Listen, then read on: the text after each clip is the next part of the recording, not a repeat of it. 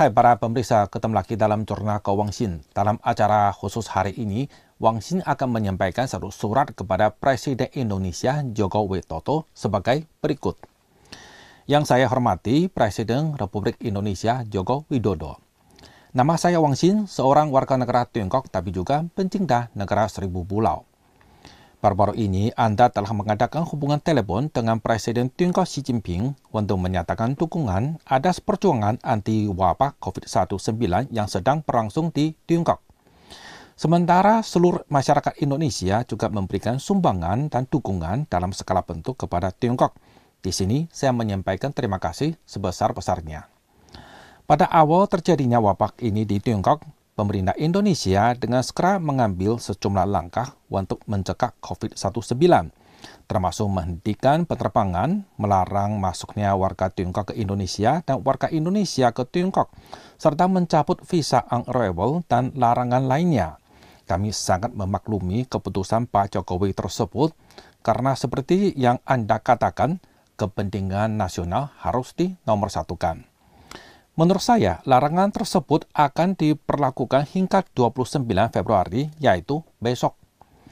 Tapi sejalan dengan telah mulai meratanya wabah di Tiongkok, di sini saya mau mohon apakah Bapak Presiden bisa mempertimbangkan untuk secara terbatas melonggarkan larangan-larangan tersebut, supaya hubungan kedua negara dapat perlahan-lahan kembali normal. Berikut ini beberapa hal dapat Bapak pertimbangkan. Pertama, saat ini wabah di Tiongkok sudah mengalami perbaikan nyata. Misalnya, pasien terdiagnosa di luar provinsi Hubei karena Hubei masih diisolasi dan warganya tidak bisa keluar. Dari tanggal 23 hingga 27 Februari kemarin hanya tercatat 18, 10, 31, dan 11 kasus. Sedangkan angka ini pada minggu lalu masih lebih dari ratusan. Jangan lupa bahwa populasi Tiongkok berjumlah lebih dari 1,3 miliar dan angka ini dapat dikatakan sangat sedikit. Kedua, saat ini wabah mulai terjangkit ke Korea Selatan, Jepang, dan Eropa, daerah yang sedang mengalami musim dingin. Sedangkan di Thailand, Singapura, dan Australia, daerah musim panas cenderung membaik. Maka diperkirakan wabah ini lebih mudah dicegah di daerah tropis, termasuk juga di Indonesia. Ketiga, larangan-larangan tersebut sangat mengganggu kerjasama ekonomi kedua negara, karena banyak tenaga teknis dan perlengkapan Tiongkok tidak bisa masuk ke Indonesia. Sejumlah proyek penting antar kedua negara, termasuk kereta cepat Jakarta-Bandung dan proyek Vale Indonesia dengan perusahaan Tiongkok di Sulawesi terpaksa tertunda. Dan banyak pabrik yang diinvestasi Tiongkok di Indonesia juga tidak bisa beroperasi secara normal. Keempat, larangan tersebut juga mengganggu keyakinan investor dari Tiongkok. Banyak investor yang mengeluh surat izin investor yang diperoleh secara susah payah akan segera jatuh tempo. Karena setelah Imlek mereka tidak bisa pulang ke Indonesia. Ada sebuah pepatah Tiongkok yang berbunyi, keyakinan lebih mahal daripada emas. Kelima, larangan tersebut juga akan menimbulkan gangguan kemanusiaan. Pertukaran antar masyarakat kedua negara berkembang cepat selama tahun-tahun terakhir ini. Saat ini banyak sanak keluarga yang tidak bisa berkumpul walaupun terjadi hal urgen, juga termasuk siswa-siswi yang melanjutkan studi di kedua negara. Keenam, larangan tersebut juga mengganggu ekspor Indonesia. Misalnya ekspor buah-buahan dan sarang burung dari Indonesia ke Tiongkok.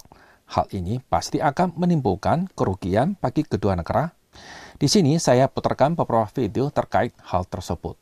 Halo, saya Ahyar, saya mahasiswa S3 di Tianjin University. Dan saya berharap pemerintah menormalisasi penerbangan Indonesia dengan Tiongkok agar saya bisa kembali ke sana. Saya mengharapkan wabah virus corona dapat segera berlalu dan hubungan dagang, investasi, dan kunjungan wisatawan serta kunjungan para pejabat kedua negara dapat segera dirajut kembali. 我叫谢小玉，单位计划2月份派我们去印尼工作，但是现在机票签证都办不了，非常影响我们的业务，所以我们现在也很着急。我是雅万高铁施工方，春节过后，我们有很多来自中国的技术人员和相关装备不能进场，影响了工程进度，我们非常的着急。希望这个情况赶紧得到解决。 Sekarang saya lagi hamil, tinggal sama suami di Beijing. Nanti mami mau bantu jaga baby. Tapi saya susah pulang, mami juga susah kesini. Saya lagi pusing nih. 我叫朱福宁，在印尼首都雅加达工作。我在国内的家人，生病，我想回去探望，但是由于我怕回去之后不能再入境印尼，所以我现在非常担心我的家人。我是方太集团印尼分公司总经理孙岭。有个衷心希望中印间的贸易和人员往来能够早日恢复。 Saya berharap pemerintah Indonesia segera menormalisasi arus kirim barang dari Tiongkok ke Indonesia agar usaha saya tetap lancar. Bapak Presiden yang saya hormati, maka di sini saya memohon, apakah larangan tersebut dilonggarkan secara terbatas, agar hubungan kedua negara dapat kembali normal secara perlahan-lahan. Berikut usulan dari saya. Pertama, memulihkan penerbangan langsung antar kedua negara. Pada tahap pertama, dapat dipilih kota-kota besar seperti Beijing, Shanghai, atau Guangzhou, dengan jadwal sekali 2 kali seminggu saja, agar dapat memberikan jaminan pokok bagi pertukaran kedua negara. Kedua, bagi warga Tiongkok pemilik visa bisnis, visa kerja, ataupun pemegang paspor diplomatik diizinkan masuk Indonesia dengan syarat harus menjalani karantina selama 14 hari. Untuk visa turis dan visa on-arrival tetap dihentikan untuk sementara. Ketiga, tidak melarang perjalanan warga Indonesia ke Tiongkok. Keempat, dengan ketat melakukan pendeteksian suhu badan di airport maupun pelabuhan internasional. Bapak Presiden yang saya hormati, hal-hal tersebut tidak hanya usulan saya saja, namun juga dari banyak orang yang bersahabat dengan Indonesia. Mohon pertimbangan dari Anda. Tahun 2020 adalah 70 tahun pembukaan hubungan diplomatik RRT dengan RI. Semoga persahabatan kedua negara bisa terus diperdalam, dapat bergotong royong dan bahu-membahu melawan wabah COVID-19.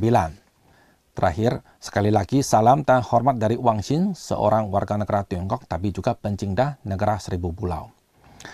Baik, sekian dulu surat saya kepada Presiden Jokowi. Semoga dapat tersampai kepada Presiden Jokowi melalui semua pemirsa saya di Indonesia. Sampai jumpa lagi dalam acara selanjutnya.